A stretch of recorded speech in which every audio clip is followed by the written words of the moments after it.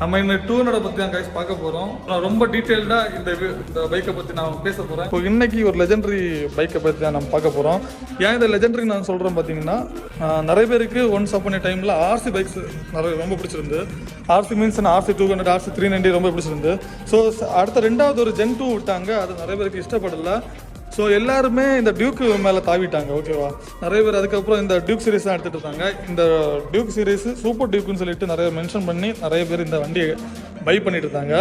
So இந்த model first இதில் இருந்துச்சு பார்த்தீங்கன்னா 390 250 இருந்துச்சு. அதுக்கப்புறம் அப்டேட் பண்ணி இந்த 200 இந்த டிசைனை கொண்டு வந்தாங்க. ஸோ இந்த 200 இந்த டிசைனை கொண்டு வந்தப்போ இந்த சேல் ரொம்ப அதிகமாகவே இந்த வண்டி சேல் ஆச்சுன்னு சொல்லலாம். இப்போ டிசைன்ஸ் எல்லாம் மாற்றிட்டு இருக்காங்க. இந்த 250 இங்கே இருக்குது, அதே மாதிரி 390 அங்கே இருக்குது.